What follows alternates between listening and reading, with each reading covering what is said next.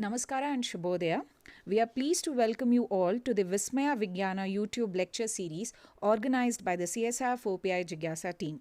These lectures aim to provide students with an in-depth understanding of the groundbreaking research and development happening at CSIR-Fourth.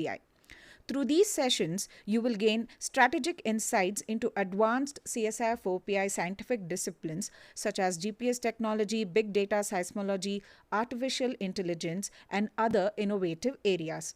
We encourage you to explore the extensive educational content available on our YouTube platform. The link will be shared in the description box below. Now, without any further delay, let's welcome Dr. M. Sithartha Muthu Vijayan sir. Thank you, sir. Welcome you personally. Thanks, Ms. Pavitra, and thanks to JIGYASA team and CSIR-Fourth for giving me this opportunity. Let me introduce a small. Let me give a small introduction to who Dr. M. Sithartha Muthu Vijayan is. He is my colleague here, who is a senior scientist and holds a PhD degree in physics from Gandhigram Rural University. His expertise spans from satellite geodesy, ionospheric studies, seismo-ionosphere coupling, GNS metrology, and to crustal deformation. He has successfully led research projects funded by Ministry of Earth Sciences, Department of Science and Technology, and CSIR. Dr. Vijayan holds the distinction of being the first Indian to be elected for the International GNSS Services Ionosphere Committee. Congratulations, sir. In addition to mentoring PhD students, Dr. Vijayan has made significant contributions to the scientific community, including the development of the SPLA algorithm and the IonoDetect software, which identifies ionospheric disturbances. His work has been internationally acclaimed, particularly for his research on the 2004 Indian Ocean tsunami and 2015 Nepal Gorkha earthquake.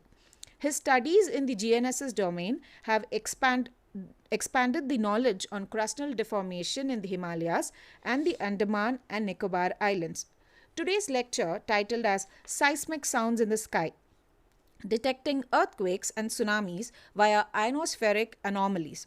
It will focus on the critical role of geophysics and atmospheric science in understanding natural disaster precursors, with particular emphasis on how ionospheric perturbations can serve as early indicators.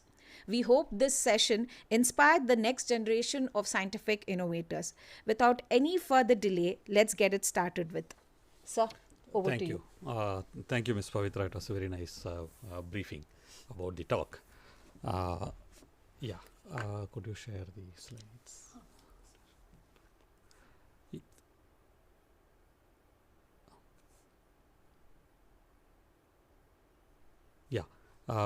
Welcome all, and once again my sincere thanks to JIGYASA team and CSIR-Fourth. And this topic is aiming the school students, those who will be studying waves, sound, and all those things in their secondary school, and how that science part will be applicable in the research domain. And that is what actually I am going to cover with minimal mathematical and more of animations, so covering the students. So the title of the talk is Seismic Sounds in the Sky, Detecting Earthquakes and Tsunamis via Ionospheric Anomalies. Could see that it covers many areas. One is seismology, then sound, how the sound goes in the sky, means actually how the seismic energy propagates into the atmosphere, and is a very recent area of studies which comes up. So how the earthquake and tsunamis are coupled with the atmosphere, and how the energy propagates to that, and what are all the methods and things we are using to detect these signatures in the ionosphere. So this study has 3 parts. So 3 days we will be taking. Today first part, tomorrow is the second part, and the third part will be on the day after tomorrow. The first part we will be starting from the fundamentals, that is waves and infrasonics, which you might have all the students will be studying in their textbooks and their science subject. So the waves and infrasonics is the first part of the talk.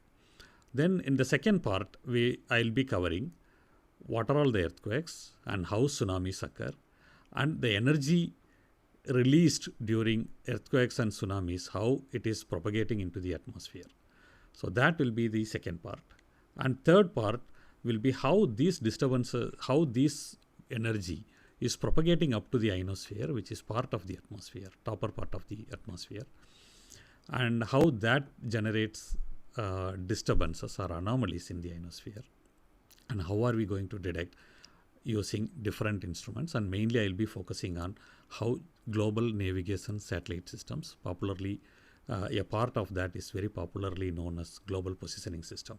So how are we using that to detect these anomalies? So that is the overall overview of the talk. Now in this today's session, let us concentrate on waves and infrasonics. Waves.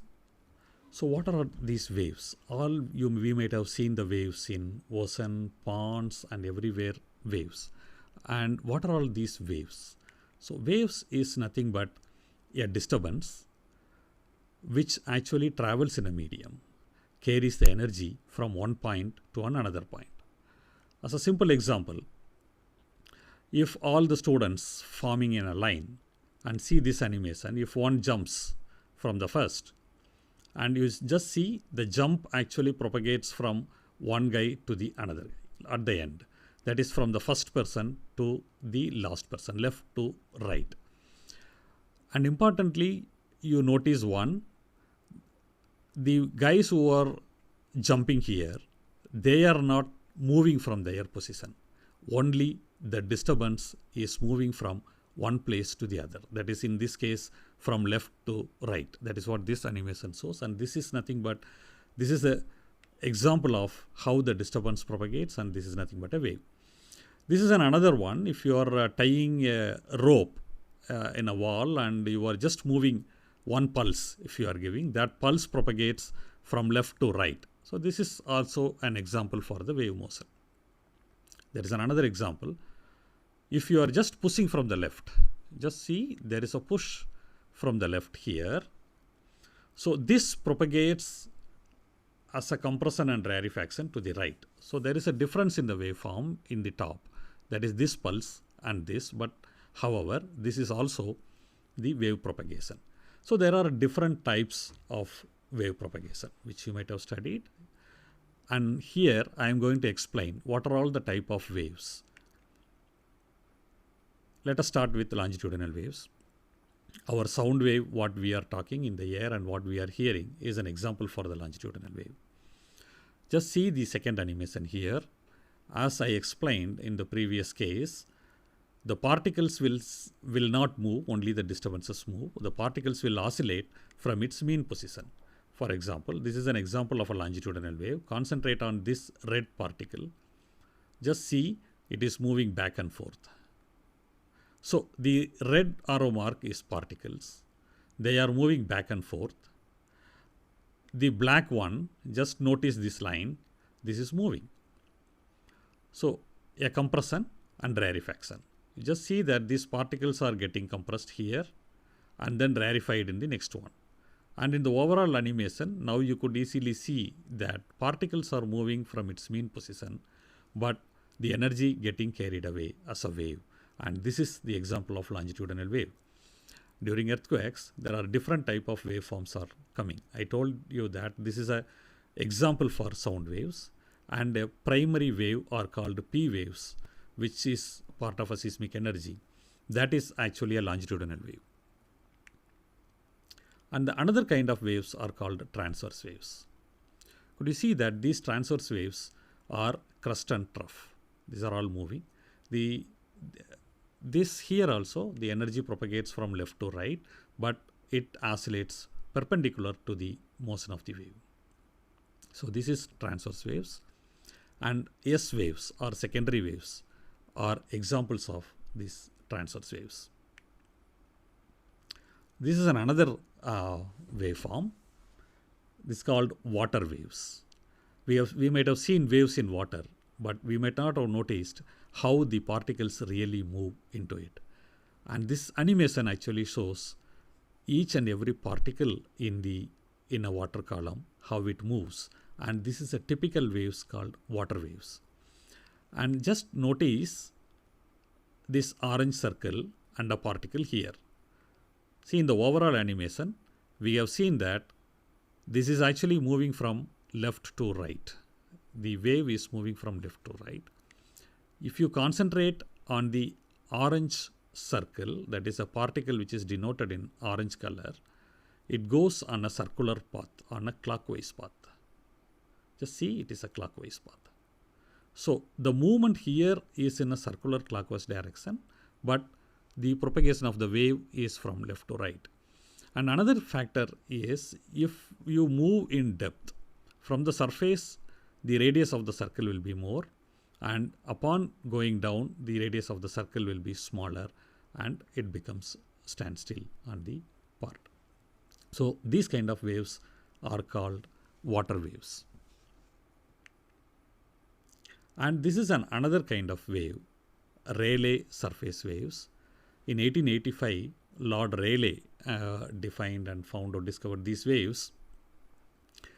This is an interesting another phenomena. These Rayleigh waves or surface waves also is a part of seismic waves that actually generates causes lots of damage. Here, the difference between the water wave and Rayleigh surface waves are, have you seen this orange particle again here? On the same way like the previous animation, here also the energy moves from, or the disturbance moves from left to right.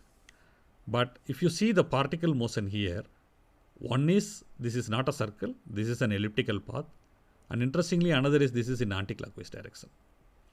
So this is kind of combination of both transverse and longitudinal waves.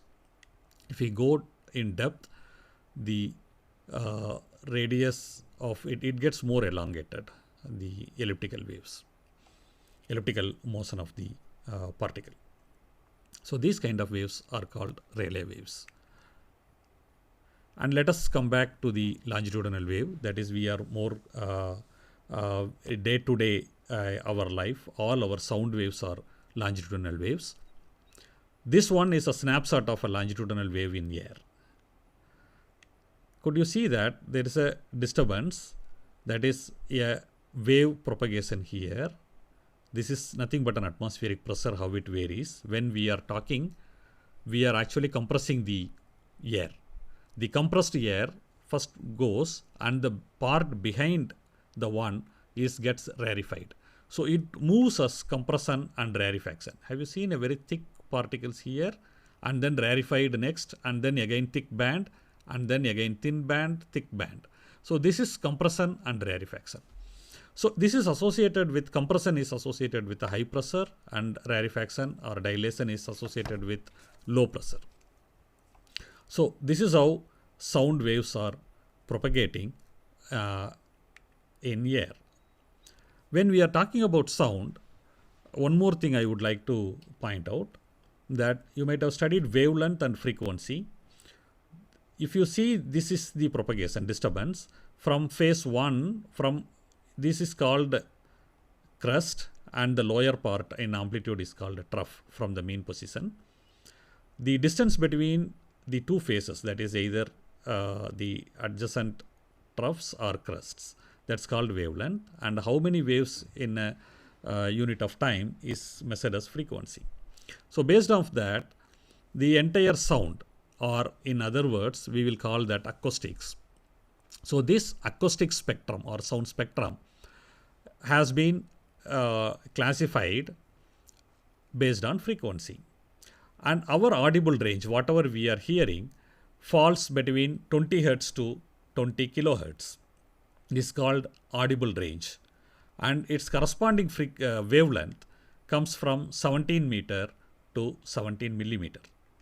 So you can see that this is an comparison of 17 meter is from the truck to a 17 millimeter is the size of a coin.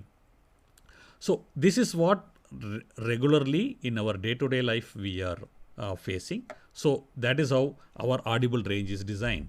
So our audible range comes from 20 hertz to 20 kilohertz. In your textbooks, you might have studied about ultrasound, that is beyond 20 kilohertz, which we cannot hear, but there are few like bats could hear, and it has many other important applications. So that wavelength ranges from 17 millimeter to 172 micrometers. So that is why it has very specific applications in engineering and other part of town. There is one another spectrum. It's a lower side of the audible sound, which might not have been given in many of the school textbooks. That's called infrasound. That comes from below 20 hertz, which goes further 2 hertz and less, millihertz and all those things. There is no end to it. The very low frequency, and the size of the wavelength goes from the size of the football ground to the size of a sea or ocean. If it goes 2000 kilometers, 3000 kilometers, it goes when the frequency reduces, the wavelength increases. So this is called acoustic spectrum. And this acoustics has lots of applications. There are at the different fields this is being used. It is being used in earth sciences, engineering, arts, and life sciences. In all the walks of life, the sound is being used. It is not only for hearing the music, but on different scientific applications it is being used. And in this particular talk, we are going to consider on physics of earth and atmosphere. So mostly this part covers the seismic waves and sound in atmosphere. So these waves falls not in the audible range, so not in ultrasonic range also. This comes on infrasonic range. So this part of spectrum is called infrasound, or this is called infrasonics. So that is what we are going to see. And this infrasound is being produced by many factors. One is avalanches or landslides. So location, depth and duration, based on that, the avalanches actually produces infrasound. Meteors produces infrasound. Ocean waves, storms at sea, that is also produces infrasound. Severe weather phenomena like thunderstorms or other things produces infrasound. Tornadoes, turbulence in aircraft and rocket launches. Earthquakes are major ones which produces infrasound. Volcanoes produces infrasound. And on the biological side, whales, hippos, rhinoceros, giraffe, alligator, all those things are either can hear or produce infrasound. Some migratory birds are able to hear the infrasonic sounds produced when ocean waves break. Actually, this allows them to orient themselves with coastlines. And another thing is, an elephant is capable of hearing sound waves well below our human hearing. That is the infrasonic sound. Typically, an elephant, it can hear different rumble span between 14 and 35 hertz. The far-reaching use of high-pressure infrasound opens the elephant's spatial experience far beyond our limited capabilities. So these are all few examples of infrasounds in the nature which occurs. And how to monitor this infrasound? Anyhow, we cannot hear. So how are we doing it? So as I told that there are different sources. Again, this picture actually shows, puts up all the natural sources of infrasonic waves. And one way we can measure the infrasonic sound is by measuring the variation in the pressure. Like I explained in my previous slide, on the longitudinal waves, compression and rarefaction, which causes the variation in the pressure. For example, this black line is the wave propagation, the displacement, and the red one you see, that is the variation in the pressure here. This shows how the pressure varies. So by measuring, it's on in phase. So by measuring the change in pressure, that will be of very tiny microbars. By measuring that pressure, we can actually find the infrasound. So that is how the CTBT, Comprehensive Test Ban Treaty, is measuring the infrasonic sounds produced by various natural sources. And this main objective is for nuclear policing. Wherever the nuclear explosions or nuclear tests are happening, that is being monitored. So that organization is called CTBT, and they have a worldwide network of infrasonic monitoring system, and that monitors and detects the source of the infrasonic sound. Though it is meant for nuclear things, and it is continuously detecting the natural sources of infrasonic like earthquakes, volcanoes, and other related events like major landslides and things like that. And this video actually shows how the CTBT monitors the infrasonic sound, and the source is from CTBT.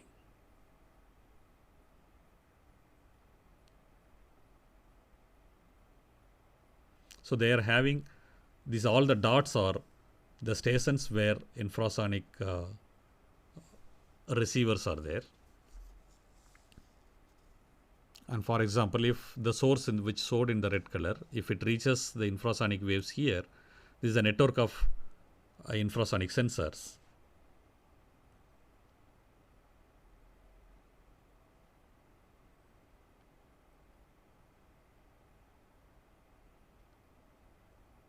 Which will get detected in these antennas.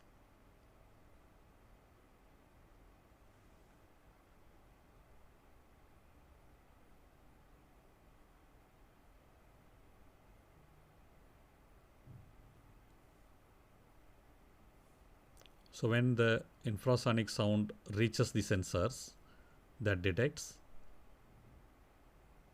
and the information will be passed to the centrally connected station, and from there the telemetrics send this to the control station.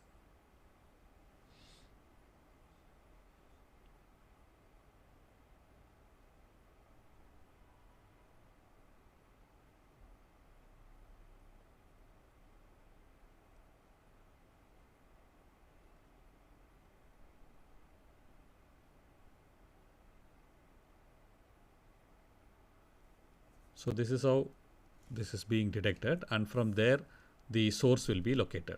You could see that the spectrum, what it is being observed, if you put it as in the spectra, that shows the disturbances here. So this is how the infrasonic is being monitored. So now we reached the point of infrasonics. So the next is how earthquakes are generating the infrasonic waves, how tsunamis are generating it, how that is being propagated in the atmosphere. So we have completed now waves and infrasonic. Tomorrow's lecture we will be concentrating on earthquakes and tsunamis and how that propagates in the atmosphere. So we will concentrate that on the next session. And I thank for all the animations the Pennsylvania State University. I have acknowledged that here. I would like to mention that.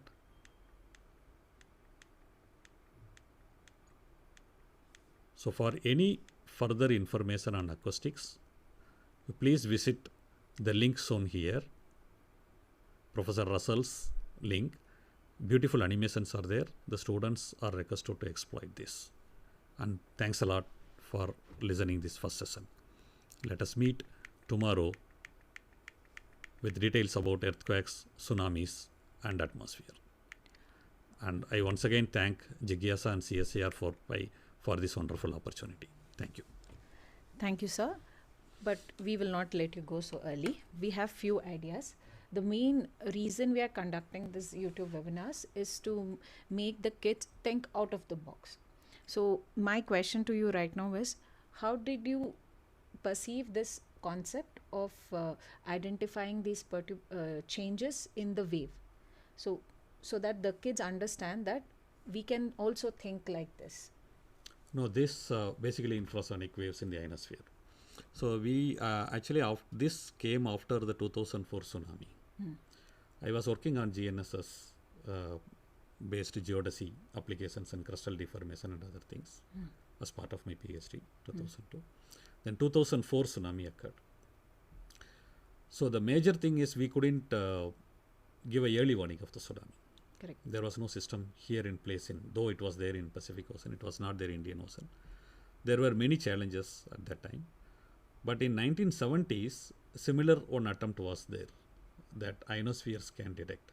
But ionospheric monitoring was not well developed. I mean, it was well developed, but the widespread monitoring was not there.